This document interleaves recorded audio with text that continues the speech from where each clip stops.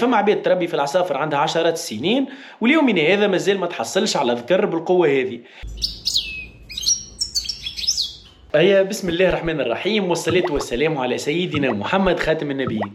مرحبا بكم في الفيديو هذا، الفيديو اللي باش يكون موجود على قناتي على اليوتيوب في راس اللموشي. الفيديو هذا باش نحكوا فيه على نوع معين من الحسون، المقنين هذا اللي يمتازوا به اخواتنا في الجزائر اللي يسموه المقنين الشرمار.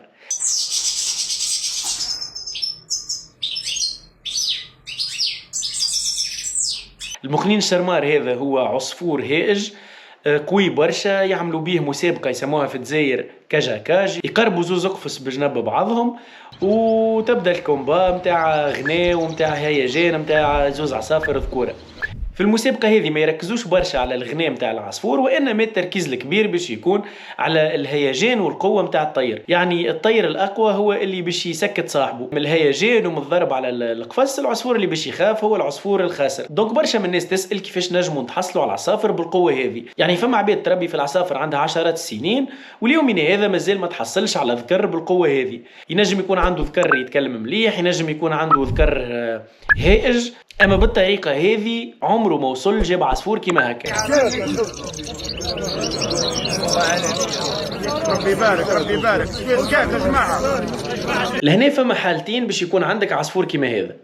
الحالة الأولى هي إنه العصفور متاعك دوناتور يكون عصفور قوي وهائج بالطريقة هذه، أما في وقتنا توا ولات صعيبة برشا، على خاطر العصافر ما عادش عايشين في الانفيرونمون اللي كانوا فيه قبل، ما عادش ياكلوا في نفس الماكلة اللي كانوا متعودين بها، دونك صعيب شوية إنه يكون عندك عصفور هكا. وفي الحالات القليلة إنه يكون عندك عصفور الجينات متاعه قوية برشا، دونك مع التغذية السليمة المتوازنة ومع العناية متاع المربي ينجم يتحصل على عصفور كيما هكا. اما ديما تفكروا اللي الحاله هذه رار على الاخر.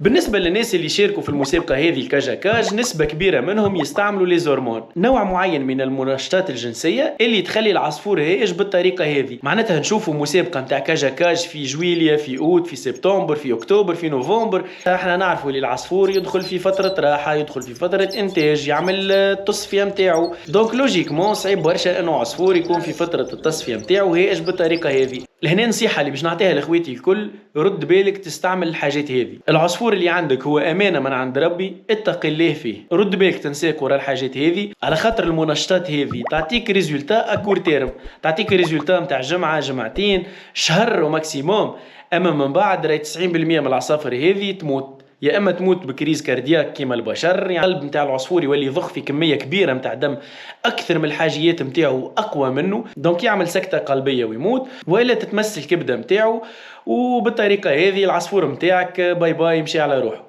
دونك عايشكم الولاد نحاولوا نبعدوا على الحاجات هذه، نستعملوا مواد طبيعيه مع عصافرنا، واذا كان مش نستعملوا ادويه والا فيتامينات نسالوا فيترينير، نسالوا الناس المختصين، الناس اللي عندهم اكسبيريونس اللي ينجموا ينفعونا. اما الحاجات هذه راهي خطيره برشا، راهي تضر العصافر نتاعكم، تضركم انتوما في تربيتكم، ونتصور قدام ربي رانا باش نتسالوا عليها الحاجات هذه، على خاطر العصفور هذاك ال 20 جرام ولا 15 جرام هو امانه عندك، رزقك بها ربي باش تستحفظ عليها، باش تعرف كيفاش تتعامل معاها، دونك حرام عليك انك تضر العصفور نتاعك بالطريقه هذه. ان شاء الله يكون الفيديو عجبكم، وان شاء الله يكون ما طولتش عليكم.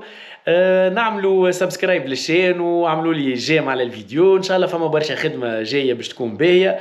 واذا كان عندكم اسئله ولا دي رومارك خلوهم لنا في الكومنتات، وبقدره الله نجاوب اخواتي الكل. والسلام عليكم ورحمه الله وبركاته.